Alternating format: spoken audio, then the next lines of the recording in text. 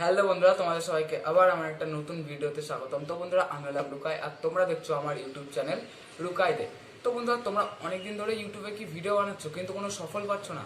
তো বন্ধুরা, তোমরা নিজের ভুলের জন্য হয়তো ইউটিউবে তোমাদের ভিডিও ভাইরাল হচ্ছে না, ইউটিউব তোমাদের ভিডিও ভাইরাল করছে না, কারো কাছে পৌঁছাচ্ছে না তোমার ভিডিও।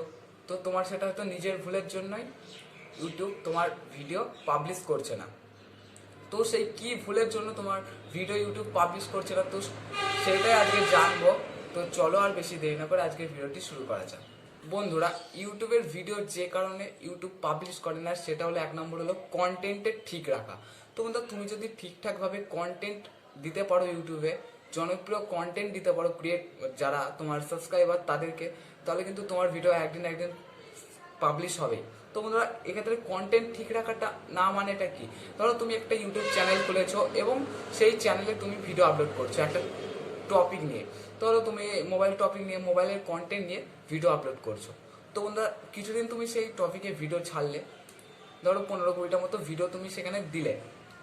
দেওয়ার পরে বন্ধুরা, তোমার যা ওখান থেকে তুমি 50-100টা মতো সাবস্ক্রাইবও তুমি ওখান থেকে গেন করে নিলে, কিছু হয়তো ভিউ পেলে, 100-200টা করে পার ভিডিওতে ভিউ পেলে। তো তুমি দেখছো এই 100-200টা ভিউ নিয়ে আমার কি হবে, আমাকে আরও, তো তোমার মাথায় তো থাকবে যে আমার আরও ভিউ দরকার, আরও সাবস্ক্রাইব দরকার।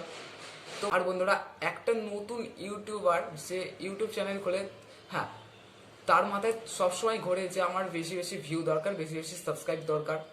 হ্যাঁ, আর বন্ধুরা, তুমি যেই মোবাইল ক্যাটাগরিটা তুমি বানাচ্ছ, যেই ভিউ বেশি বেশি পাচ্ছ না, তোমার মাথায় আসবে শিওর এটা আসতেই হবে বন্ধুরা, যে ও একটা ভিডিও বানাচ্ছে। ধরো অন্য যে বড় ক্রিয়েটার আছে ইউটিউবে, তারা ভিডিও বানাচ্ছে, তাদের ভিডিওতে লাখ লাখ ভিউ আসছে। তো তোমার মাথায় ঠিক তখনই এটা আসবে যে ও এই ক্যাটাগরি নিয়ে ভিডিও বানাচ্ছে, তো ওর ভিডিওতে এত ভিউ আসছে, তো আমি যাই ওই ক্যাটাগরিটা নিয়ে ভিডিও বানাই।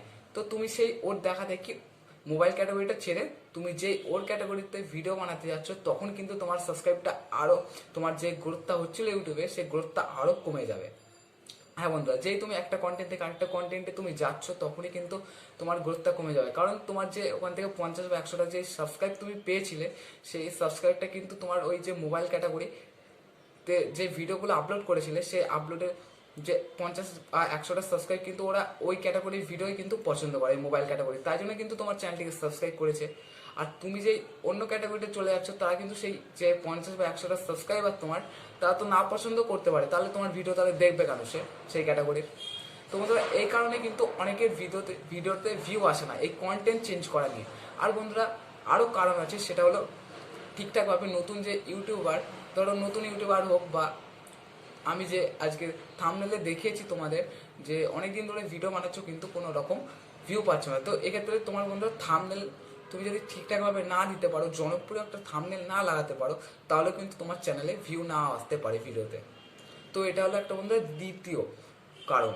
তো বন্ধুরা, তাই বলে একটা নির্দিষ্ট একটা কন্টেন্টে তুমি ভিডিও বানাও এবং ঠিকঠাক থাম্বনেল লাগাও, তাহলে কিন্তু, আর রেগুলারলি বন্ধুরা ভিডিও আপলোড করো, রেগুলারলি ইউটিউবে তুমি কাজ করো, 6 মাস কিংবা 1 বছর, 1.5 বছর তুমি কাজ করো।